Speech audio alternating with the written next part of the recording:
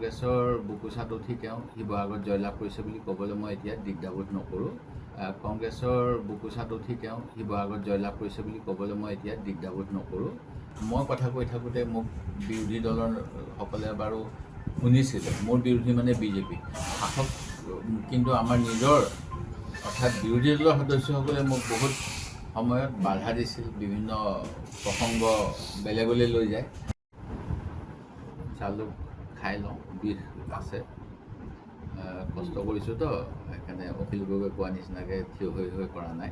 কষ্ট কৰিছিলোঁ, গা বিষ মৰিব লাগিব, তাৰপিছত চিন্তা কৰিব। অখিল গগৈয়ে গোটেই প্লেন কংগ্ৰেছকে দিছে, কোনো কোঅৰ্ডিনেশ্যন নাই, কোনো হেৰি নকৰিলে। এইবিলাক কথা কিয় এতিয়া কৈছে মইতো নাজানো। তেখেতে যিখিনি কথা কৈছে আগতে ক'ব লাগিছিল, তেতিয়াহ'লে মই তেওঁক সাহসী বুলি ক'লোঁ। কংগ্ৰেছৰ বুকুচাত উঠি তেওঁ শিৱসাগৰত জয়লাভ কৰিছে বুলি ক'বলৈ মই এতিয়া দ্বিধাবোধ নকৰোঁ। কাৰণ তেওঁতো অলপ দিন আগত পঞ্চায়তৰ নিৰ্বাচন হৈছিল, তাততো আমাৰ মিত্ৰতা নাছিল। তেখেতৰ দলেতো প্ৰাৰ্থী দিছিল, সেইখিনি কিমান জয়লাভ কৰিলে। তেওঁ যে কৈ আছে অকল তেওঁৱে কষ্ট কৰাৰ কাৰণে তেওঁৰ বেছ আছে, তেওঁতো সেইটো দেখা নাই। আৰু তেখেতে ইলেকশ্যনৰ আগত কি কৈছিল আপোনালোকে নিজৰ বজাবচোন, যে মই যদি ছিট দিম বুলি নকওঁ, মই যদি এৰি বুলি নকওঁ, মোক কোনে পইচা দিব, কি কৰিম, এইবিলাক কথাটো তেওঁ নিজে সামৰাও কাঢ়ি আছিল আপোনালোকৰ আগত। মই সেইবিলাক একো কথা ক'বলৈ নাযাওঁ, মই কোনো বিতৰ্কিত মন্তব্য দিবলৈ নাযাওঁ। খালি আমাৰ ক্ষেত্ৰত যিবিলাক কথা কৈছে, মোৰ এটাই কথা, মই আগতেও কৈছিলোঁ, মোৰ সমষ্টিত গৈ তেখেতে কয় যে মই 2 লাখ আখৰীয়া পঞ্চায়তক প্ৰটেকশ্যন দিব নোৱাৰিলোঁ। অৰ্থাৎ 2 লাখ আখৰীয়া পঞ্চায়তখন স্বাভাৱিকভাৱে ডিলিমিটেশ্যন কমিশ্যনৰ গাইডলাইন মতে শিৱসাগৰলৈ গুচি যাব নালাগিছিল। আৰু অনুৰূপ ধৰণেৰে নামতিয়ালি পঞ্চায়ত, য'ত সংখ্যালঘু ভোটাৰ থাকে, সেইখনো শিৱসাগৰ সমষ্টিলৈ যাব নালাগিছিল। সেইখিনি যোৱা ডিলিমিটেশ্যনৰ সময়ত কিয় গ'ল, সেই প্ৰশ্নটোৰ মোৰ বাবে এতিয়াও সাঁথৰ। গতিকে সাঁথৰবিলাক লাহে লাহে ভাঙিব নিশ্চয়। মুখ্যমন্ত্ৰীয়ে কৈ থাকে যে অখিল গগৈয়ে মুখ্যমন্ত্ৰীৰ কথামতে আমি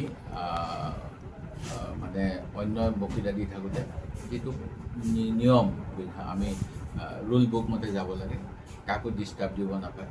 মই কথা কৈ থাকোঁতে মোক বিৰোধী দলৰ সকলে বাৰু শুনিছিল। মোৰ বিৰোধী মানে বিজেপি শাসক, কিন্তু আমাৰ নিজৰ অৰ্থাৎ বিৰোধী দলৰ সদস্যসকলে মোক বহুত সময়ত বাধা দিছিল, বিভিন্ন প্ৰসংগ বেলেগলৈ লৈ যায়। এই কথাবিলাক আপোনালোকে চাব পাৰিব।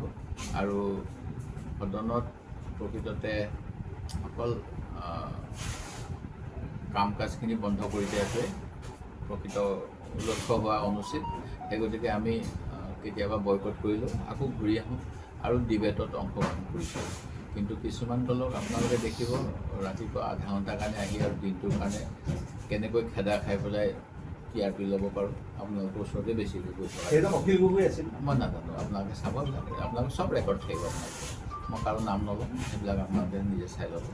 আৰু আমি কিন্তু সদনৰ মৰ্যাদা ৰাখি পেলাই প্ৰতিবাদ যেনেকৈ কৰিব লাগে কৰিছিলোঁ, আৰু বিভিন্ন ডিবেটতো অংশগ্ৰহণ কৰিছিলোঁ, সকলোখিনি কৰিছিলোঁ।